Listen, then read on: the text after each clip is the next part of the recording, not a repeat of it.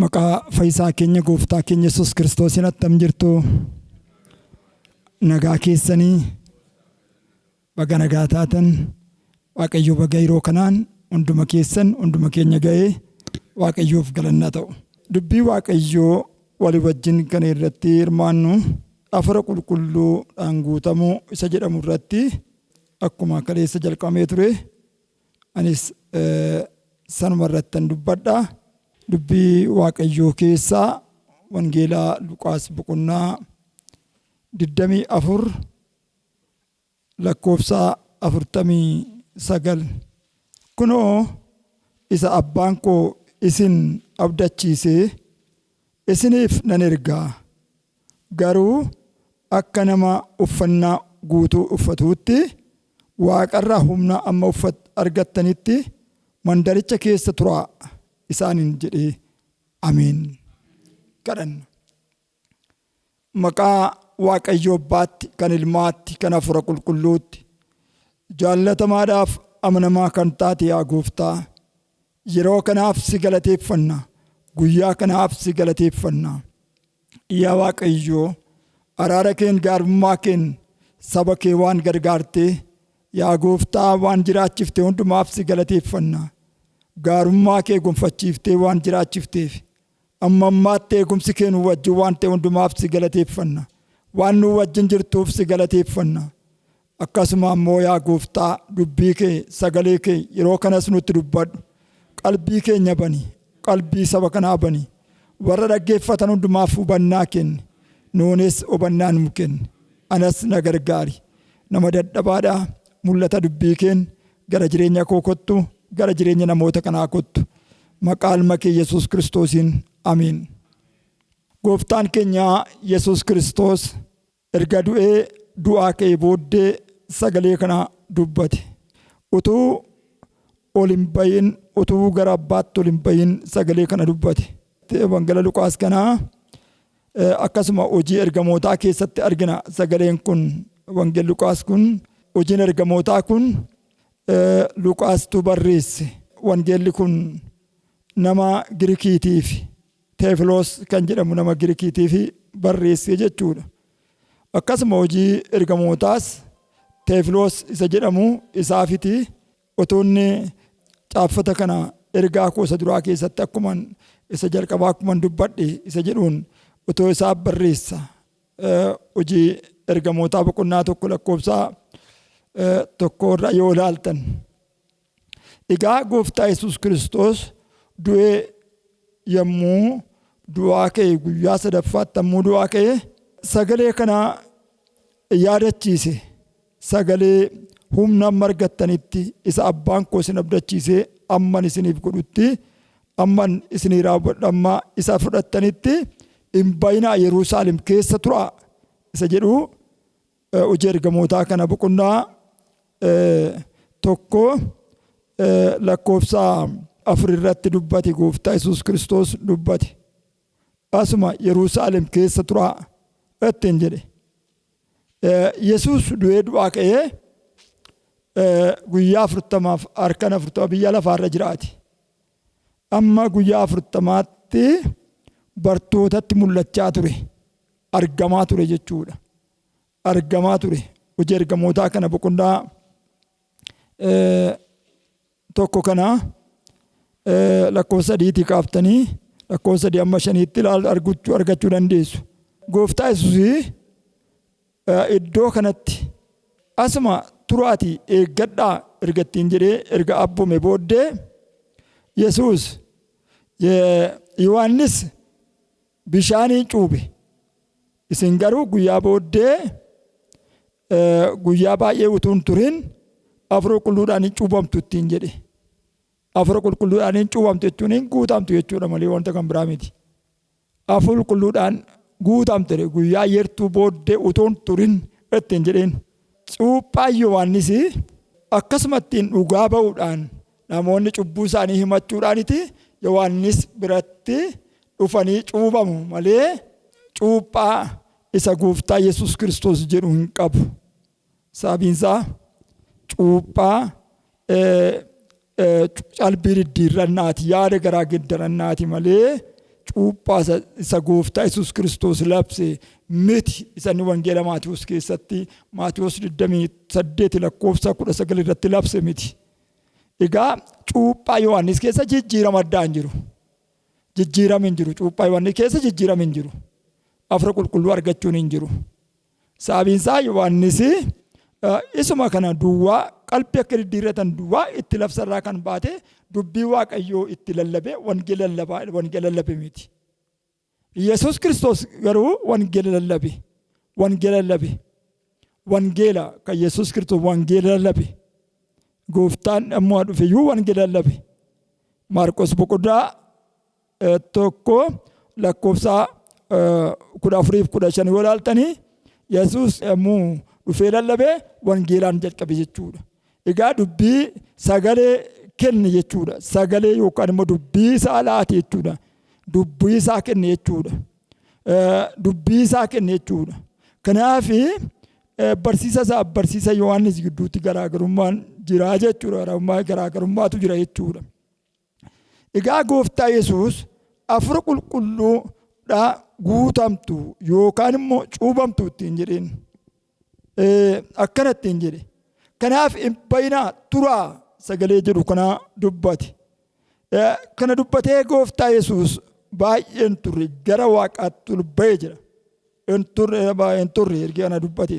Hojii ergamootaa boqonnaa 12 kana lakkoofsa 1 amma 14 dubbisa 12 amma 14.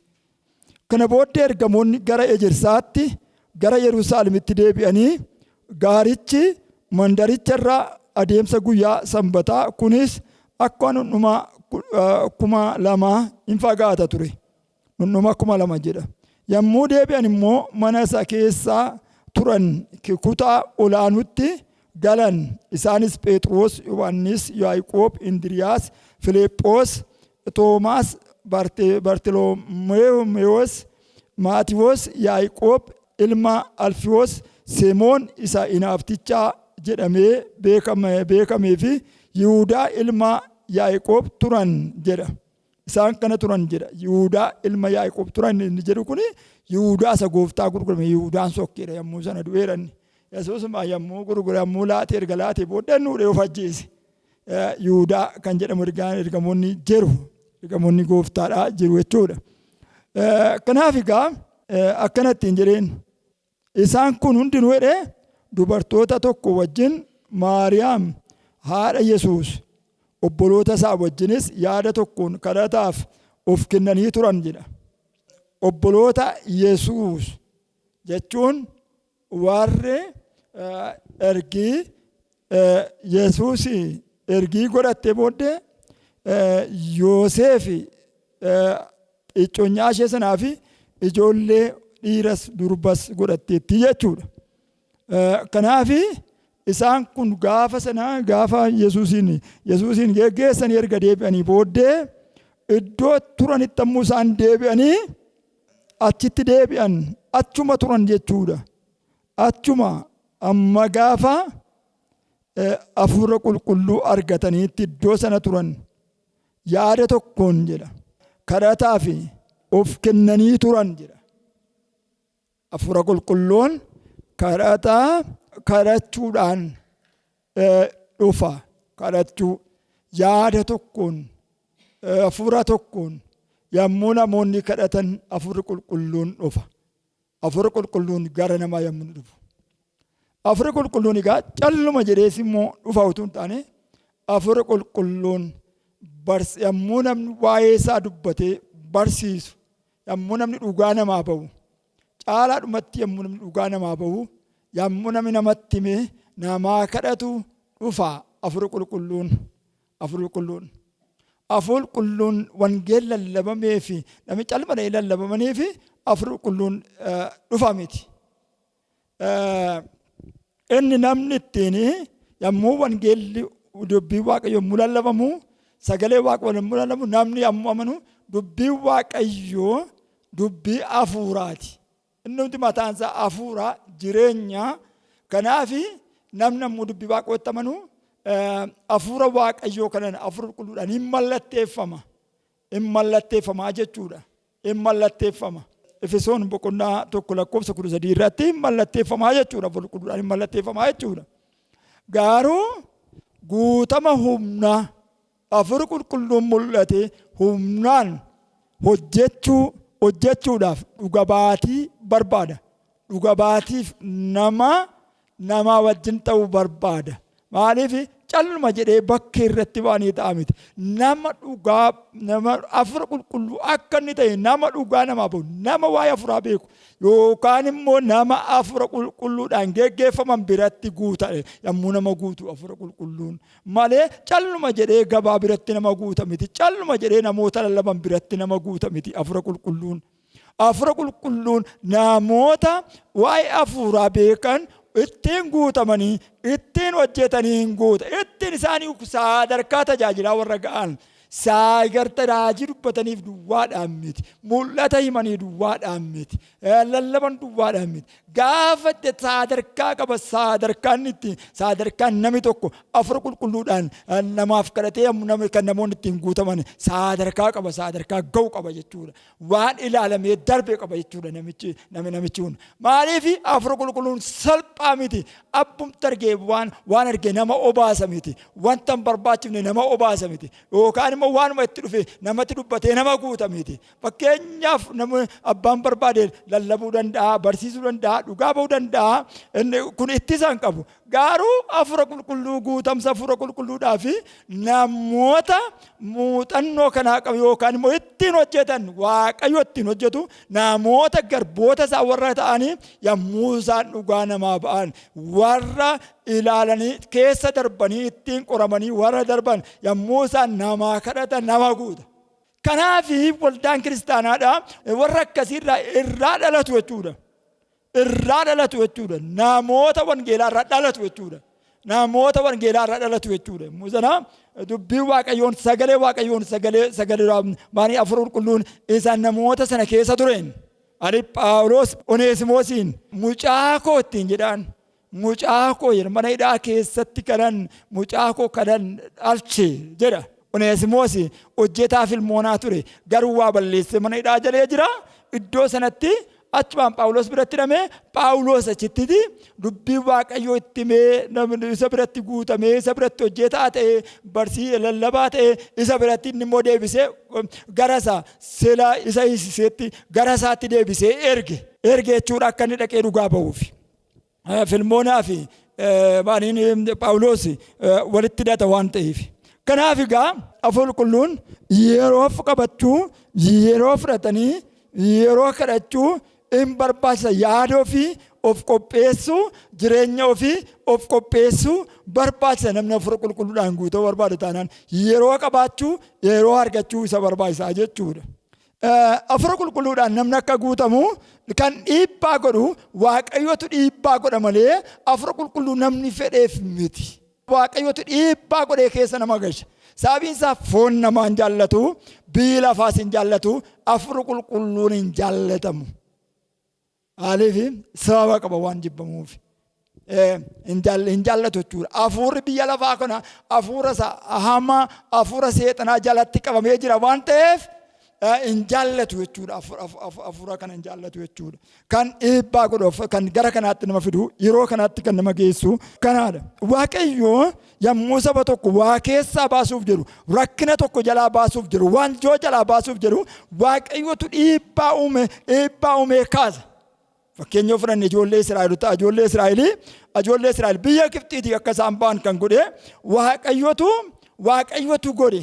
Maaliif jarri sun hojiidhuma duraanii yommuu Yoseef ture inni Yoseefin beeku saba sana simatee ijoollee Yaaqoob kana simatee Yaaqoobin simatee iddoo laatee fi bakka laatee fi mandara laatee fi achitti horanii baay'ataniiru. Sababii kanaaf iddoo sana hin baana jedhanii yaadu miti.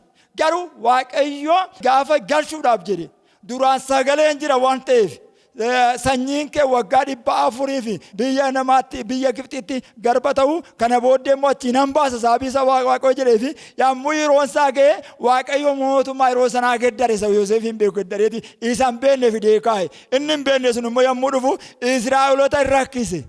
cunqurse ijoollee isaanii ilmaan isaanii dubartiin isaanii yoo deesse dhiira yoo ta'e akka hin ajjeefamu godhe akka hin ajjeefamu godhe dhiirri yoo ta'e hin ajjeesu hin balleessu ture. Booddee garuu kanarraa kan ka'e inni iyyaan gara Waaqayyootti inni iyyaan Waaqayyoo duratti inni iyyaan hin bo'an Israa'eloonni hin danqaman waan ta'eef rakkataniiru waan ta'eef hin bo'an gara Waaqayyootti Waaqayyoon hin waammatan Waaqayyoon gara Waaqayyootti hin bo'an. Seera boqonnaa 3 lakkoofsa 7 darbee 9 yoo ilaaltan hin bo'an akka isaan bo'an iyyi isaanii gara koo ga'eera jedha. Waaqayyo biyya lafaa kanas immoo akkasumas saba biyya lafaa kanas immoo yommuu gara haara'utti fidu Waaqayyo waan tokko fidee namatti fida yookaan dhukkuba wayii fida balaa dhukkubaa wayii fida balaa dhukkubaa wayii yookaan balaa dubbii wayii balaa rakkina wayii fideeti nama keessa galcha. Macaafa raajii Anbaaqoom boqonnaa 3 lakkoofsa 3 amma 7 nan dubbisaa yeroo Waaqayyo itti roonni itti sokosaa turedha yeroon sun yeroo harki Waaqayyo itti sokosseedha yeroon sun. Waaqayyo inni qulqulluun biyya Teemaan tulluu Pharaanarraa in dhufa surraansaa bantiiwwan Waaqaa galanni isaas biyya lafaarra hin guuta. Ifni ulfina isaatiis akka ifa aduuti. Harka isaa isa humna isaa keessa dhokatee jiru keessaa balaqqeessi isa as hin ba'a. Dha'icha of dura in erga. Dugda isaa duubaan immoo dhukkuba nama fixutu dhufa. Yommuu dhaabatu lafa hin rommisiisa. Milluu isaatiinis saba lafarraa in hollachiisa. Tulloonni durii caccabanii in urraa'u. Gaaronni dur turanis lafatti hin dabalamu. Karaan irra deemu garuu bara baraan in jiraata. Warri Kushaan rakkina keessa akka jiran biyyi Meedaanis akka rommite annan argaa jedha. Dhukkuba bara ammaa kana kan fakkaatu jechuudha. Dhukkuba bara ammaa kana kan fakkaatu. Bara ammaa kana kan fakkaatu. Lafti inni itti dubbatu kun saba warra Kushii yookaan akkasuma immoo saba warra Meediyaan warra Kushii jechuun ilmaan Kaamii jechuudha. Saba warra Meediyaan jechuun immoo warra Seemii jechuudha. Ijoollee Abrahaam keessaa ilma Aggaar jechuudha. Ilma Aggaariidha. Ijoollee Aggaar keessa jechuudha. Egaa yookaan immoo ijoollota warra inni booddee ergi Saaraan duuteef fuudhe keessa. Waaqayyo maal jedha iddoo kanatti sagalee Waaqayyo maal jedha? Anbaaqoom maal jedha? Anbaaqoom isaan kun utuu isaan dhiphatanii argeera. Yeroon kun yeroo Anbaaqoomitti yeroon rakkina gurguddaa keessatti yeroon itti dhiphachaa jirudha. Rakkinni isaa maaliif boqonnaa tokko keessa fudhattee ilaaltanii Anbaaqoom akkana jedha. Maaliif hin adabdu? Maaliif seerri humna dhabaa? Maaliif namni cubbamaan nama tolaa nama qajeelaa liqimsaa? Isa jedhu gaaffii gaafata Waaqayyoon. Waaqayyoon gaaffii gaafata. Waaqayyo komee isaa mul'isa. Anbaaqoom boqonnaa 2 lakkoofsa 1 amma 4tti immoo ilaaltanii iddoorra dhaabatanii eeggatan dhaabadheetan waan inni naa deebisu eeggadha Waaqayyoon. Wanta inni naa deebisu eeggadha ittiin jira. Waan naa deebisu eeggadha ittiin jira. Sagalee Waaqayyoo immoo akkanatti hin jedhaan mul'atichi yoo bubbuleeyyuu yoo tuttureeyyuu in dhufaati eeggadhu in bubbuleeyyuu in dhufaati ittiin jedhaan in dhufa gara dhumaatti garuu hin ariifata ittiin jedhe dubbata. Isa waa'ee dhuma booddee isa baay'ee ariifachiisuusaa isa baay'ee Waaqayyo dhugaadhaaf booddee faraduuf akka jiru dhugaadhaaf ka'u akka jiru warra dhibamaniif ka'u akka jiru warra rakkataniif ka'u akka jiru Waaqayyo itti dubbata.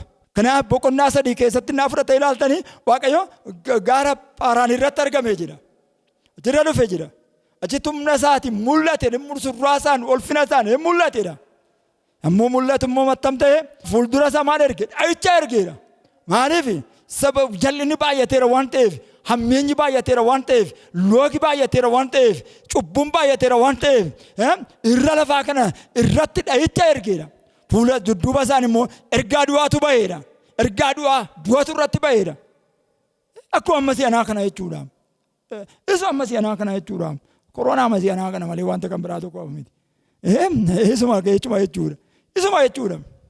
Maaliif ammas maal barbaaditi Waaqayyo namoota kana gara haarommaatti, gara qalbii, gara haarommaatti, gara hafuuraan haaressuutti, gara kanaatti fiduudhaaf Waaqayyo wanta nu godhaa jiruudha amma baruma ammoo kanaa kanayyuu. Waaqayyo Yeroo kanaaf jechuudha namni akka inni fayyu namni hundinuu akka inni fayyu maaliif namni kun faalamaadha waan ta'eef namni kun cubbuudhaan badaadha waan ta'eef jallinaan guuteedha waan ta'eef lafta meenyaan guuteedha waan ta'eef lafti cubbuudhaan guuteedha waan ta'eef waaqayyo calma jedheetti faradatu hin ta'in waaqayyo dadhabootatti calmadhee faradatu hin ta'in akkumatti maanii godhatu hin ta'in waaqayyo namni kun akka inni yaada garaa geddaratu barbaade. Waaqayyo warras yaada garaa geddaratu duwwaa miti akka inni haara'ummaa akka inni haara'u humna waaqayyo akka inni fudhatu bara booddeetti humna waaqayyo kunatu dhufa hafuura kunaan ergaa lafa hundumaa irratti nama hundumaa irratti hafuura kun ergaa hafuura kun dhangalaasa waan jedhuuf sana raawwachiisuudhaaf waaqayyo wanta inni godheera. Arraasi hafuura qulqulluu fudhachuun hin gargaara namoota kanatu gargaara humna hafuura qulqulluu malee namni dhaabachuuf deddeebi'uu hin danda'u bara kana keessa darbuu hin danda'u keessa cabuu darbuu hin danda'u ce'uu hin danda'u namni kamiyyuu ce'uu hin danda'u hafuura qulqulluu yoo fudhate duwwaadha. Hafuura qulqulluu barbaachisaa jechuudha. Hafuura qulqulluu yommuu jennu warra hojii waaqayyo hojjetanii humnaan guuta. Humna fidee warra dhugaa ba'anii humnaan guuta. Warra kaan immoo hafuuruma waaqayyo argatanii amantoonni immoo Kiristoosiif hojjetu. Hojjechiifachuudhaaf. Maaliif akka nuyi hojjennuuf hin barbaada. Waaqayyo akka nuyi hojjennuuf waaqayyo sabni lafarraa kun akka isaaf hojjetu hin barbaada. Harka seexanaa jalaa bahee harka isa bitee jalaa bahee harka isa irratti immoo isa dhiphisu kanaa jalaa bahee akka inni isaaf hojjetu gara dhumaa irratti waaqayyo hin barbaada. Nama barbaada jechuudha. Waaqayyo na galatu. Waaqayyo saba lafarraa kana walitti qabee afaan tokko isaanii kennee garaa tokko isaanii kennee isaan akka isaan immoo isaaf akka hojjetan barbaada. Raajii Sefeniyaa boqonnaa 3 lakkoofsa 8 kanaafis ani waaqayyo guyyaa an dhugaa baasuuf ka'uu sanatti eeggadhaa. An biyya lafaa walitti qabee mootummoota walitti sassaabee dheekkamsa koo aarii koo isa boba'aa hundumaas isaan irratti dhangalaasuudhaaf murtoo godheera. Biyya lafaa guutummaan ishee hinaaffaa koo isaa akka ibiddaatiin in dhumti. Egaa sabni hundinuu maqaa koo akka waammatanii fi harka wal qabataniis anaaf akka hojjetanii fi dubbii amanamaa nan kennaaf. Warra anaaf sagadanii sabni koo warri tamsa'aniis laga kushii gamaa aarsaa anaaf hin fiduu jedha. Sabni lafarraa hundinuu harka wal qabatee akka inni anaaf sagadu ana waaqessu nan godhaa jedha dubbii waaqayyo. Aniif gara kanaatti fiduudhaaf waaqayyo hafuura isaatiin fide jechuudha. Hafuura isaatiin fide jechuudha gara dhumaa irratti. Hafuura isaa kenneefiiti. Saba kana keessaa waaqa tolfamaa isaanii irraa gateeti waaqa qulleesseeti hafuurri waaqayyo kun nama qulleessa. Qorontoos isa duraa boqonnaa 6 lakkoofsa 9-11. Egaa warri jalloonni mootummaa waaqayyootti akka hin galle hin beektaniire hin gowwoominaa. Warri alaleen warri waaqolii tolfaman waaqessan warri ejjan warri gadhaan warri nama gadhoomsanis warri hatan warri sassatan warri maccaan warri maqaa nama balleessan warri nama saamanis matuma mootummaa waaqayyootti hin galan. Isin keessaa kaan warra akkasii turan garuu maqaa gooftaa Yesuus Kiristoosiin hafuura waaqayyoo keenyaatiinis cubbuutti dhiqattaniittu. Warra waaqayyoof qulqullaa'an taataniittu. Waaqayyo durattis qajeelota taataniittu jedha. Dhaggeeffadhaa. Warra kam warruma amala gadhee qaban kana keessaati baay'een immoo garri kaan immoo deebi'anii yommuu isaan dubbii waaqayyoo dhaga'anii yaada garaa geddaratanii dubbii hafuura waaqayyoo immoo isaan qulleessutu jira. Kanaafiti waaqayyo amala gadhee kanatti nama qulleessa jechuudha. Yaada gadheetti hojii gadheetti gocha gadhee namni qabu waan firdiitti nama geessurra warra amanan qulleessa jechuudha. Namni yoo amane namni gooftaatti amane namni gooftaatti garaasaa olaate amala gadhee kanarraa nama qulleessa jechuudha. Nama qulleessa jechuudha hafuurri qulqulluun. Kanaaf egaa dhiibbaa godha jechuudha. Dhiibbaa godha jechuudha. Waaqayyo ofii isaatiin namni akka jijjiirama keessa akka galuuf. Akka inni haara'u yookaan immoo akka inni jijjiiramuuf.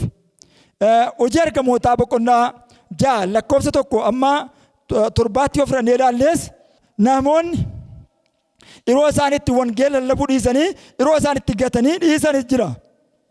Yeroo isaanitti dhiisan yeroo isaanitti irraanfatanis jira. Nan dubbisaa.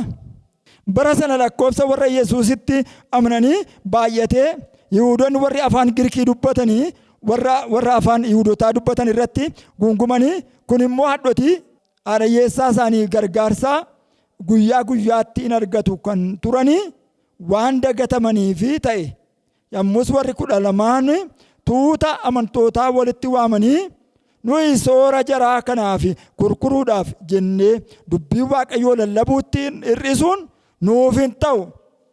Yaa obboloota ko namoota hojii kana itti kenninu 7 warra maqaa gaarii qaban warra afura qulqulluunii fi ogummaan keessa guute of keessaa barbaadaa.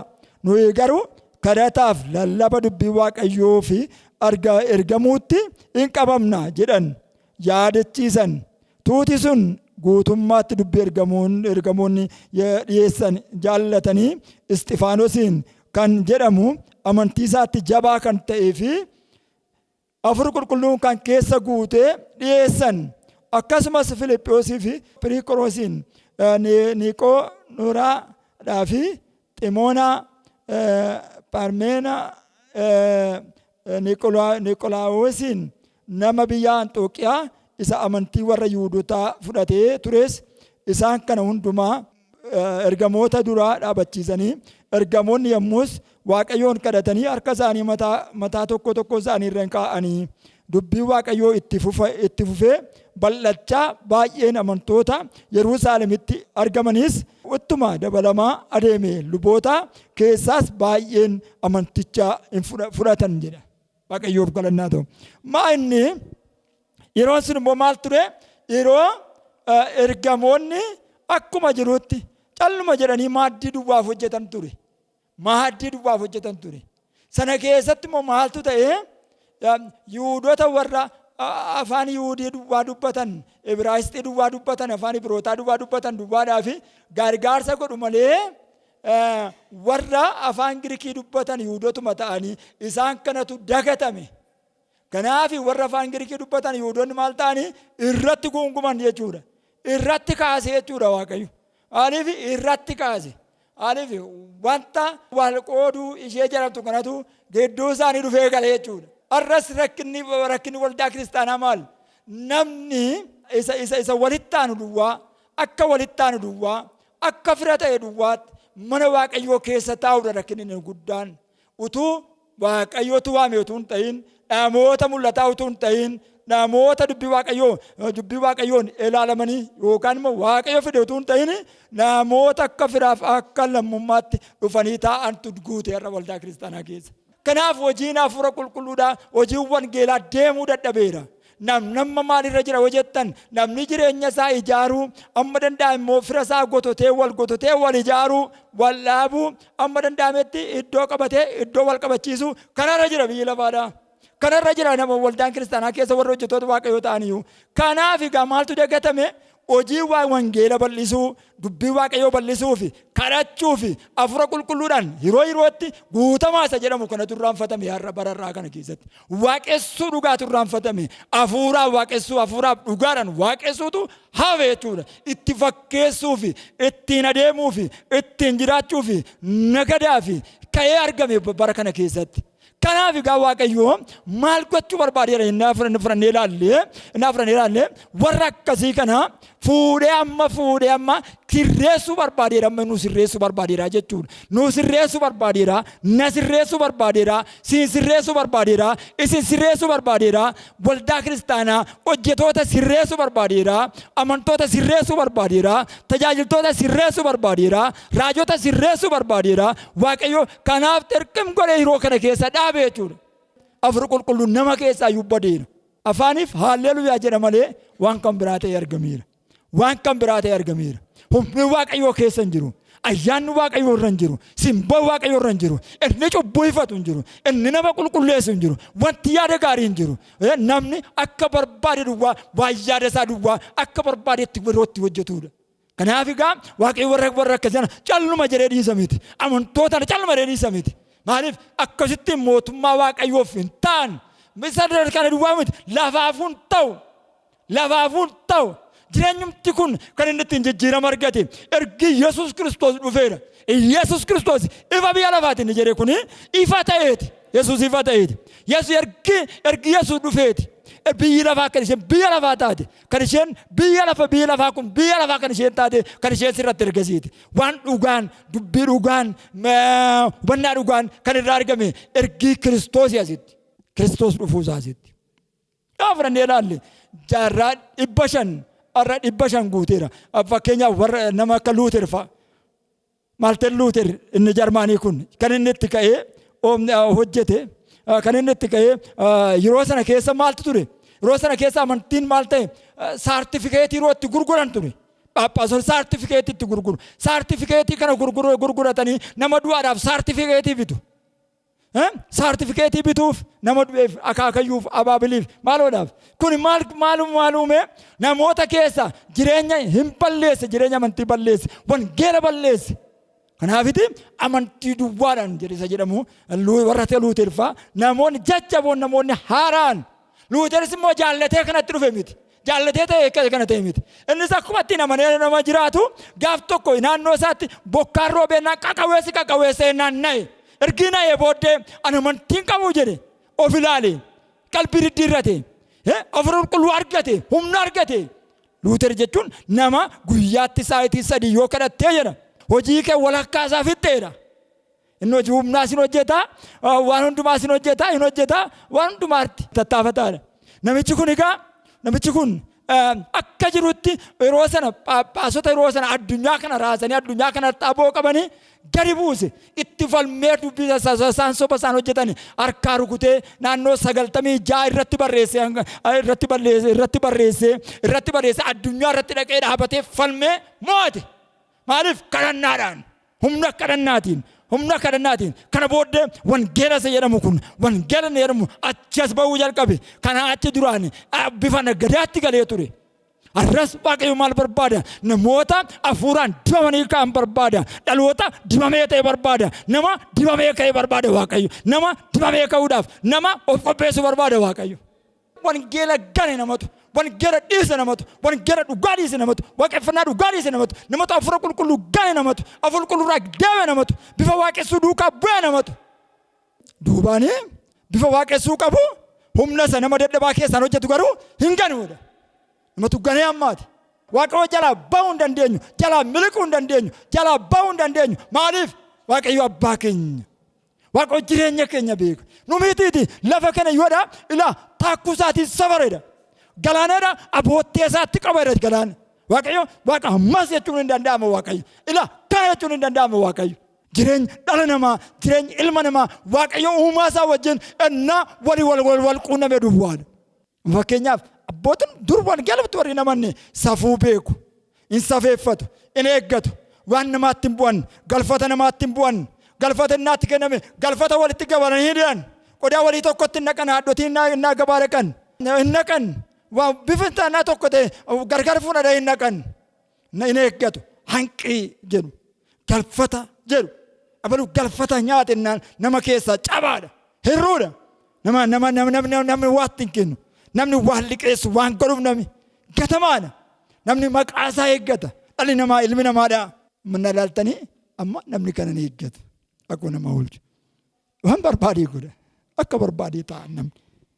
Waaqayyoon waa gargaaru. Ameen jedha. Waan barbaadee godha. Kanaaf egaa Waaqayyo isa akkasii irra calmadee ilaalameeti. Waaqayyo kanaaf haaressuu hin haaressa Waaqayyo. Mana isaa calmadee niisu. Calmadee gatee niisu. Sama lafarraa calmadee gatee niisu. Gatee niisu Waaqayyo. Jiraachisuudhaaf hin godha Waaqayyo. Kanaaf egaa hafuura isaa ergaa jiru. Hafuurri Waaqayyo kun yeroo dhufu waan godhu qaba. Akka jedha Isaayyaas boqonnaa 32 lakkoofsa 15 amma 20tti. Waaqayyo hafuura isaa olii nurratti yommuu dhangalaasu lafti onaan iddoo dhaabaa mukeetiin ija isaanii nyaatamu keessatti argamu hin ta'a. Mukeetiin kunis guddatanii akka caakkaa hin ta'u. Firdii qajeelaan lafa onaa keessaa qajeelummaanis lafa midhaan baasu keessaa hin buufata. Iddoo qajeelummaan jiru nagaan jira. iddoo ijji qajeelummaa birra malee gabiitti jiraachuudha. Ijji qajeelummaa birra malee gabiitti jiraachuudha. Yommuu sabni koo manneen nagaa keessa hin jiraata. Iddoo sodaanii fi birri hin jirres iddoo boqonnaa isaa hin godhata. Caakkaa warra diinotaa garuu cabbiin hin balleessa. Mandara isaaniis hin diigama. Isin warri qarqara bishaanotaatti midhaan facaafattan, saawwanis harrootas iddoo barbaadanitti yaafattan gammadaa jedha. Dubbiin Waaqayyoo sagaleen Waaqayyoo. Afur olii yommuu nurratti dhangala'udha. Lafti onaan iddoo dhaabaan irra dhaabamu, mukeetiin ija isaanii nyaatamu hin ta'u jedha. Lafa onaa kanatu marga jechuudha. Hin magarsa, lafti hin magarsa jechuudha. Amma namni fayyu. Kana jechuun namuma isaa dhumaa, namuma isaa dhugaatiin fixe, namuma isaa harqiin fixe, namuma isaa waan garaa garaa fixe, biyyi lafaa fixe. Eesuma du'aatu gaafa Waaqayyo haaressu deebi'ee maal ta'a? Deebi'ee himmisa, bifi isaa badee hin deebi'a. Jireenya badeetu deebi'a. Yommuu Hafuura Qulqulluun dhufu, yommuu Hafuurri Waaqayyoo dhufu, jireenya badee deebi'a. Jireenya badee deebi'a. Nama si'achi waa ittiin galu, kun waa ittiin galtu, kun nama miti, nama hin taatu, wasuma irrattu nama ta'a. Yeroo daqiiqaa yartuu gidduutti. Dargitu TV araaraa kana keessatti illee amma namoota dhukkubsatootaa illee bifi isaanii kan badee madaadhaan namummaan isaanii kan badee deebi'anii immoo isaan deebi'ee dhufanii rifeensi irraa dhume rifeensaa deebi'ee akka duraatti ammoo timtam jareessa duraa caalaa bareedee ammoo argamu argitu. Biqilee fi jechuudha irraa luqqa'ee ni bade. Maaliif? Hafuurri Qulqulluun egaa akkas jechuudha. Hafuurri Qulqulluun akkas godha. Hafuurri Qulqulluun nama haaressa, hin haaressa, nama uuma, haaraa godhe uuma jireenya namaa kana uuma jechuudha Hafuurri Waaqayyoo. Yesuus Kiristoos hojii isaa hojjetee ba'e amma immoo Hafuura Qulqulluun akka dhufu abdachiisee adeeme. Hafuurri Qulqulluutu dhufa jedhee abdachiisee adeeme. Wangeela Yohaannis boqonnaa 14 lakkoofsa 16-17 irratti abbaan akka dadhaa hafuura jabeessu, hafuura isin bira jiraatu, hafuura biyyi lafaa hin beeku, isin beektu, isin bira ta'a, isin bira jiraata hamma bara baraatti jedhe Gooftaa Yesuus Kiristoos isinii dubbata jedhe. Achumaan lakkoofsa 26 irratti immoo inni yommuu dhufu isin barsiisa jedhe. Barsiisaan Hafuura Qulqulluun hin barsiisa jedhe.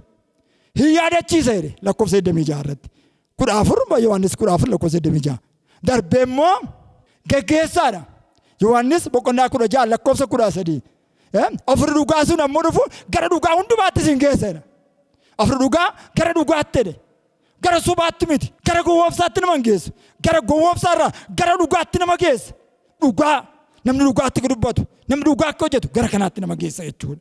Hafuurri Qulqulluun kanatti nama geessa jechuudha. Hafuurri Qulqulluun. Hafuurri Qulqulluun hojiinsaa akkana jechuudha. Hafuurri Qulqulluun kanatti nama akkas jechuudha ammoo dhufu. Hafuurri Qulqulluun yommuu dhufu hojiinsaa inni guddaan Hafuurri Qulqulluun yommuu dhufu biyya lafaa waa'ee cubbuu hubachiisa. Cubbuu nama hubachiisa. Hafuurri Qulqulluun yommuu dhufu cubbuu nama hubachiisa. Yohaannis boqonnaa 16 lakkoofsa 8. Cubbuu fi qajeelummaa nama hubachiisa. Cubbuuf qajeelummaa nama hubachiisa. Biyya lafaa hubachiisa. Biyya lafaa kana hubachiisa. Maaliif biyyi lafaa waa'ee cubbuu hin beeku. Hafuurri Qulqulluun yoo hubachiise malee namni Hafuurri Qulqulluun hin jiru yoo ta'e Hafuurri Qulqulluun keessa jiru ta'a Hafuurri Waaqayyoo keessa jiru taanaan waa'ee cubbuu hin beeku namni. Cubbuu taa'ee hin beeku namni. Hafuurri Qulqulluun yommuu dhufu cubbuudha jedheetu hubachiisa nama.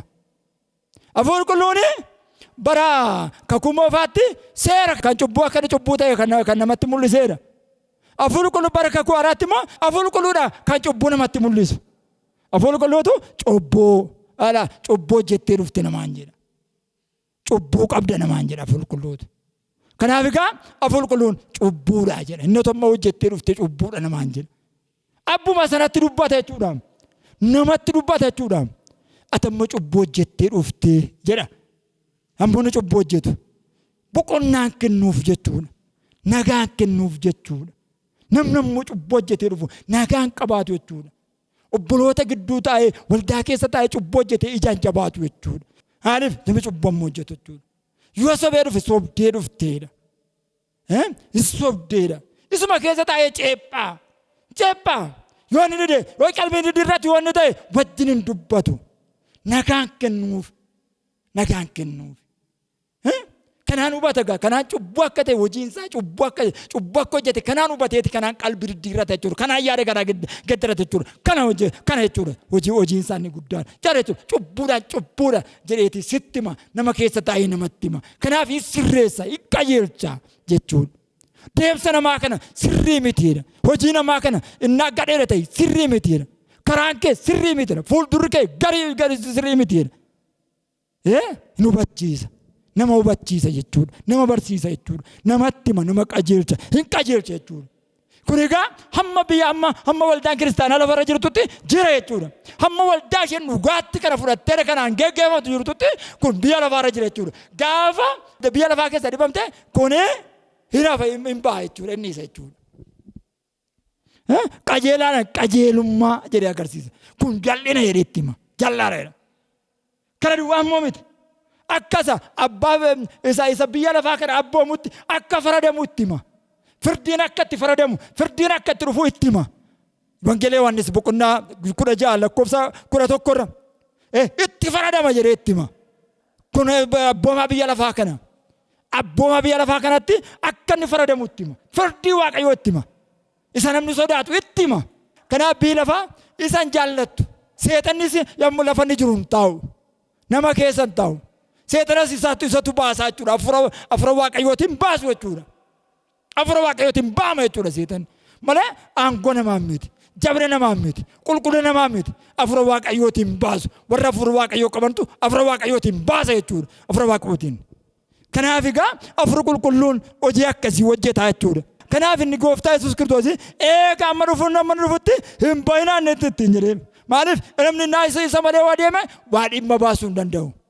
Kan argachuuf hoo kadhachuu. Kan argachuuf hoo fuula gooftaa turuu.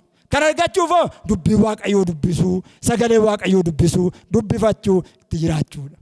Dubbii Waaqayyoo dhaga'uudha. Itti jiraachuudha. Ittiin deddeebi'uudha. Yommuu sana ta'aa Waaqayyoo sinaa eebbisu. Ameen. Waaqayyoof galannaa ta'u. Kanaaf afura qulqulluu kana tarii amma yeroo kana immoo tarii waldaan kiristaanaa amma yeroo kana amma cufaadhamu. Tarii namoonni yeroo kana fucha isinitti fakkaate tarii amantiirraa hin fagaatina. Amantiirraa yoo fagaattanii gareedhaan immoo baraa kan biraa fida. Tajaajilaa turtanii, lallabaa turtanii, Kiristoosin dhugaa ba'aa turtanii inni immoo balaa addaa fida amma yeroo kana kan barsiisuun nurra jiraatuuf kanaaf barsiisuun nurra jiraata. Jireenya keenya isa duraatti deebi'anii hafuura isaa hamaa sanatu dhufee itti deebi'a. Namatti deebi'a. Hafuura isaa hamaa, hafuura isaa duraan nama keessaa ba'etu namatti deebi'a. Yoo amala isa duriitti yoo deebi'an, yaada isa duriitti yoo deebi'an, tarii fucha waan argame fakkaate obboloonni ilaallachuun bayeessa. Obboloonni jireenya keenya bara kana yeroo kana keessatti jireenya keenya eeggachuun bayeessa. Amantii keenya eeggachuun bayeessa. Seexanni deebi'ee namatti galee jireenyi namaa isa duraarraa hammaata waan ta'eef. Hammeenyi gadhee keessa gara isa gadheetti adeema waan ta'eef. Wangeela Maatiyos boqonnaa 12 lakkoofsa 43-45. Yesuus hafuurri hamaan nama keessaa yommuu ba'u iddootti aara galfatu barbaada. Barbaaduu fi lafa bishaan hin jirre keessa hin deddeebi'a. Garuu tokko illee hin argatu. Kana booddees mana koosaa an keessaa ba'ettan deebi'ee galaa jedha. Yommuu deebi'ee dhufuus manichi duwwaasaa haramee qopheeffamee hin argata jedha. Yommuu deebi'ee dhufu manicha duwwaa ta'ee haramee qopheeffamee hafuura qulqulluun keessaa bahee qulqulluu argata jechuudha. Duwwaasaa argata jechuudha. Dhufee itti galaa jedha. Ergasii dhaqee hafuurota torba isarra kan hammaatan of duukaa hin fida. Isaanis manicha galanii keessa taa'uudha. Manicha jechuun mana isaa waldaa Hintsaayii hin ta'in namicha jechuudha. Mana Waaqayyoo jechuun nuyi anaaf isin jechuudha. Manni Waaqayyoo jechuun anaaf isin. Nama jechuudha.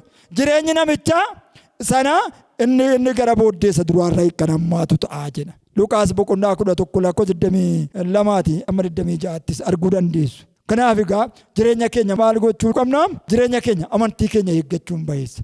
Jireenya hafuuraa keenya eeggachuun bayeessa. Baduun nurra hin jiru. Amala keenya kanaan dura dhiibnee amma immoo of qopheessinee jireenya keenya qopheessinee yaada keenya qalbii keenya yeroo kana gooftaa wajjin sirreeffannee jiraachuutu nurra jiraata. Tarii naan dubbadhe sagalee jabaa naan dubbadhe sagalee jabaa kana wanta akka maaliif isiitti dubbadhe miti. Inni kun kennaa makooti. garuu kanan barbaadu maal inni isinitti barbaadu yaada keessan dubbii Waaqayyoo kana kan dhageessanii yaada keessan yeroon kun yeroo isinii kennameera yeroo nuu kennameera Waaqayyo yeroo bayeessa kana isinii kenneera adaraa dubbii Waaqayyoo jalaa embilixinaati yeroo kan amma danda'ametti dubbifadha amma danda'ametti waliif dhugaa ba'a mana tokko keessa nama malee jiraata waan ta'eef namoota jiraate wajjin dhugaa ba'a karadhaa yaada keessan geddara tarii barri kun bara attam akka ta'e beekuu dandeessa waan ta'eef tarii afurra maasuuf naasitti galee namni isinirraa baasuu hin jiru waldaa dhattanii keessatti dhattanii maanii taatan hin ta'u sinaayyummoon afurri akkasii kun qoosaatti namarraa hin ba'u namni hoos gudee beekuu fedha qoosaatti namarraa hin ba'u darbee immoo warri dhugaa beekan warri mi'eeffatan warri jireenya bara dhufuu mi'eeffatanii warri akkas ta'an jiraa birootaa boqonnaa 6 lakkoofsa 4 amma 6tti yoo deebi'anii kufanii qalbii diddiirrannaan lammaffaa hin jiru jedha warri dhugaa beekan warri tajaajilanii warri dhugaa ba'anii warri Kiristoos lallabanii jedhanii yoo kufanii lammaffaa qalbii diddiirrachuu hin danda'anii jedha kanaaf egaa maal tura jabaattanii mo'attanii haala jiru kana mo'attanii dubbii Waaqayyoo mo'attanii ijoolleen Waaqayyoo namoonni Waaqayyoo nama dadhabbii dhabamiti dadhabbii ofii gooftaatti mataniiti dhaabbatu hirrina dhabamiti hirrina ofii gooftaatti agarsiisaniiti dhaabbatu fuula Waaqayyoo dura Waaqayyoo immoo nama gargaara jechuudha nami jabaanuma qulqulluu isaatu taa'a jechuu miti nuyi jabaanuma jechuu miti yaaniif dadhabaadha namni garuu gooftaatti of kennatu yaada ofiitti mul'ifatu dadhabbii ofii gooftaatti mul'ifataniiti ittiin gooftaa eeggatu afura ofii haareffatanii afur qulqulluudhaan haaraanii Waaqayyo isin haa eebbisu.